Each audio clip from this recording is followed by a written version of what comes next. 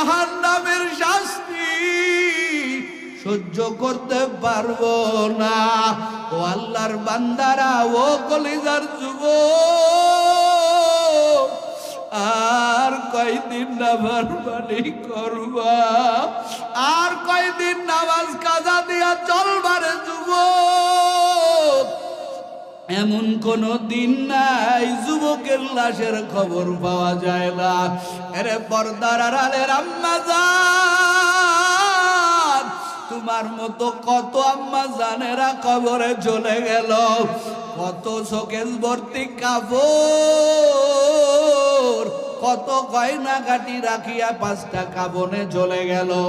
এই আল্লাহর বান্দারা, এই তো দুনিয়ার বাহাদুরি। কয়েকদিন আগে ভূমিকম্পেও কত আল্লাহর বান্দারা কবরে চলে গেল। এমন কোন দিন নাই যুবকের লাশের খবর পাওয়া যায় না। এরে যুবক, মাওলার নাফরমানি তো করছো, এখন একটু মৃত্যুর চিন্তা করো রে বাবা।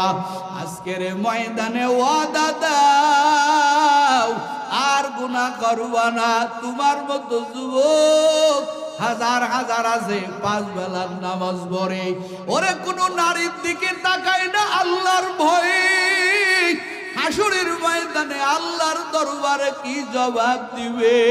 এরে যুবক, তুমি কেন পারবা নাই? ময়দানে তাকায়া দেখো, কত যুবক স্কুলে পড়ে, কলেজে পড়ে, এরপরেও দাড়ি লম্বা করেছেন। আলেম উলামার বয়ানে, কুয়াকাটা হুজুরের জাহান্নামের বয়ানে কত যুবক 5 বেলার নামাজ পড়ে, কোনো মহিলার দিকে তাকায় না। বহু আম্মা জানেরা কোরআন পড়তে পারতো না, কিন্তু বয়ানে এখন কোরআন পড়া শিখে গেছে। বয়ানের দ্বারা মা এখন 5 বেলার নামাজি হয়ে গেছে।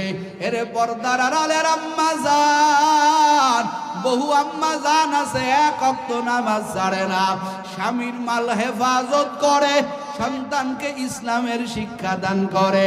এরে আম্মা জান, আপনি কেন পারবেন না? ও আম্মা জান, আপনি কি ফাতেমার চাইতেও বড় হয়ে গেছেন? ফাতেমা কবরকে এত ভয় করছেন,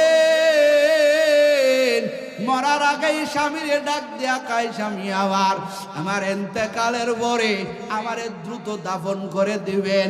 আমার পয়গম্বরের জামাতা আলী ডাক দেয়া কয়, ফাতেমা তোমার ইন্তেকালের পরে সবাই শুনবে, সবাই তোমার জানাজায় হাজির হবে। ফাতেমা কয়, না স্বামী, সবাইরে খবর দিবেন না, রাতের বেলায় আমারে দাফন করে দিবেন, কারণ আমি আমার